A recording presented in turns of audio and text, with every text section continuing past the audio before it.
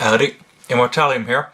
Well, the manga marathon's over now, so I thought I'd just talk a little bit about my experience of it. First of all, I was a bit concerned, I was a bit more than a bit concerned over the course of December. Basically, the marathon was, set over December and January.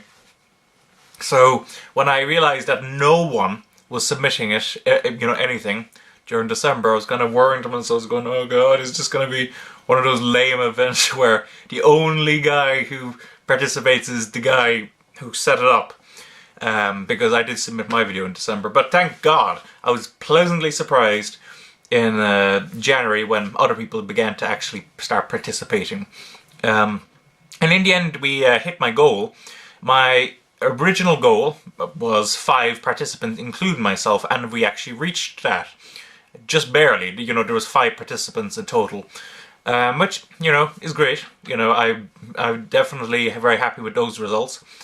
And I just thought, since it's all over now, I better explain some stuff. First of all, just because the marathon itself is over doesn't mean you can't submit, you can't create 24-hour manga marathon videos. You can still do that.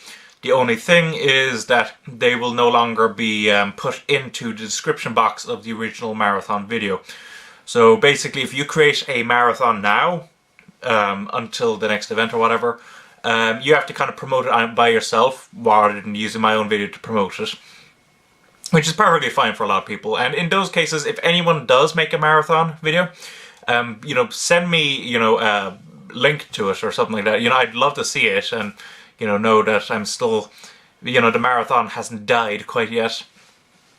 The other thing to say is that having done this marathon now, I've kind of, I basically, it's made me think about how to improve it for next year. Basically,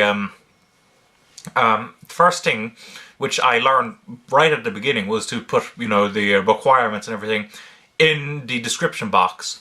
Which, I thought was quite interesting because, a lot of people, don't actually read description boxes. So I was kind of, surprised that people actually were, wanted me to put down the rules into that. The other thing is that I'm thinking, and I'd like your guys' feedback on this. I would like basically my idea now for next marathon, 24-hour manga marathon, which will be held, I think I'll announce it in October and give people more time to kind of prepare themselves, is I'm going to actually increase the number of kind of categories, but kind of reduce the criteria. What I mean by that is I might make 10 categories, but have people pick like 5 of them or something. I think that might be easier for some people. And from what I've heard as well, I'm thinking that I'll probably, I'll obviously keep the 24-hour, type. The 12-hour ones seem to work for some people, so that's another option. And then I'm thinking maybe kind of an exception case of 6-hour kind of one, so 4 6-hour kind of ones. I think that might allow more people to participate, might make it easier for some people to find time in their schedules. Again, give me the feedback on these ideas. I'm just kind of curious. It won't be held for ages, so, no rush on that. And here's another thing that I want you guys to do, which is, basically, I want you guys to look at the videos. Basically, I'll include a link in the description box for the original marathon video, and in that description you're going to find links to each of the marathon videos that were submitted. So there's 5 in total, and what I want you to do is to watch those videos in your own time, of course. Come back, comment, say whose was your favorite, what was your favorite moment in it, etc, etc. I'm not going to actually pick a favorite, because I think that'd be kind of unfair to everyone who participated. I loved all their videos. But if I had to pick one favorite moment in all of the manga marathon, it would actually be in Bob Evans' manga marathon. What I loved about that was that in one instance, there was a moment that kind of made me feel like the reason I created this marathon was met. basically, my idea for these categories, for the marathon itself, was to try to expand people's horizons, get people reading manga that they might not normally read. And basically in Bob Evans' video, he started out with the yaoi or shonen ai category because he was afraid that he wouldn't like it. He chose Fake, Volume 1, which was actually the... I chose that for actually the one I was not interested in my video.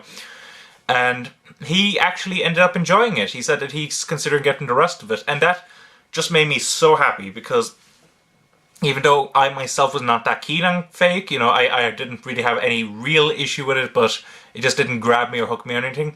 The fact that Bob Evans read that manga when he might never have given it a go unless it was for the marathon, and now he's, considering getting the rest of it. That's exactly why I created the marathon. So that pleased me to no end. So that was my favorite moment. Like, at that moment, it was just like, this whole thing's worth it. And that was only the second video at that time, so, besides mine. So, it was, my expectation, I guess you could say, was met quite early, despite not reaching the criteria of videos at that point. So I just thought I would, talk about the aftermath a bit, and all that. So if you can do that little task for me, take your own time at it. I realize that it's probably like an hour and a half in total if you put all the videos together or something. I don't know. But do that. I would love to hear your guys' opinions on my ideas for the manga marathon. If you have any recommendations for, categories or for, anything for the next year's 24-hour manga marathon, then I would love to hear it. So, yeah, thank you. Don't forget to comment, rate, subscribe, and bye-bye.